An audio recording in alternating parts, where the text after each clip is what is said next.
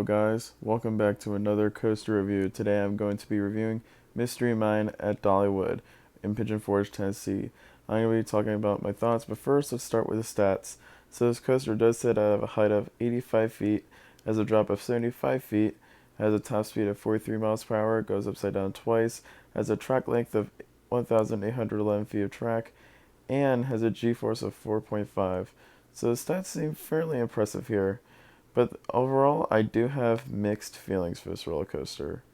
First off, some of the cons. So first off, or pros. Let's just start pros real quick. So some of the pros I liked is that the theming on this ride is incredible. I feel like the theming is more of the highlight than the coaster itself. Actually really liked the theming. Like honestly, that was like the surprise part. Was the theming. It definitely felt like a coaster that definitely could belong at Disney World. I thought the special effects were well. And then the second half of the ride, which I got to later, that part was fun. Now, the main cons I have this ride is the restraints. These restraints are just obnoxious. It allows you for just to get so much headbanging, and the headbanging comes at full force. It's really noticeable during the first half, it's just the headbanging is just honestly almost as bad as an SLC, and I'm being dead serious on this.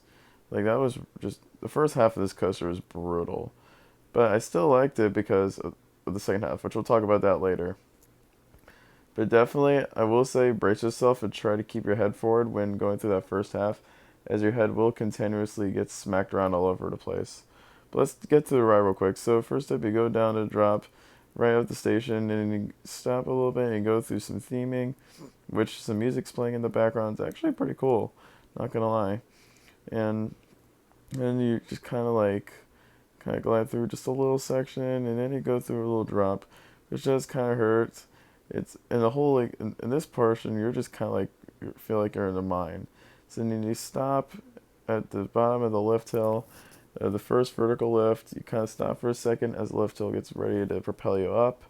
So you're stopping there for a second. You're just like, what's this gonna be? So then you go up the lift hill, and you get a nice view of the sky, I guess. And the lift hill does kind of go up fairly fast. It's not the fastest lift hill in the world, but I mean, it's good. So then you get to the top, go down a couple of dips, which kind of hurt. Then you go into a little brake run right before you go into the first drop. And this drop just hurts. Like, the drop is so rapid fire. Then you go into a little dip, and honestly, like, the first half, it's just everything is so rapid fire. It just jerks you through every element. Like, this is a very jerky first half. So then you go through a couple turns and dips, and go through the airtime hill, which you don't get any airtime, which is weird. So then afterwards, you go back into the building, and then you go into tunnel darkness. I don't know. But yeah, you stop for a second as you propel up the second left. At this point, you're back in the mine as you're about to go up the second left hill. And let me tell you, it's very dark in here. And as you go up the second left hill, you see this screen of something falling at you. I was confused by that. The whole story was just kind of confusing. But you get to the top of the lift, you stop, and then a little show plays where something catches on fire. I guess it's some TNT that catches on fire. Then you go down the indoor drop, which is a very fun part. And this is where it gets fun. So you go through these two inversions, and you actually get some really good hang time, and they don't bash your head around. So you go through that, and then go through a little airtime hump, and that's the end of Mystery Mine. So overall, what do I think of Mystery Mine? I mean, it's good. I mean, I wouldn't say it was outstanding, but I definitely liked some of the parts. Like, I really liked the theming. The storyline was confusing, but I definitely enjoyed just the whole, like, setting, atmosphere. I thought it was really well done. But the coaster itself definitely had some major flaws, including in that painful first half.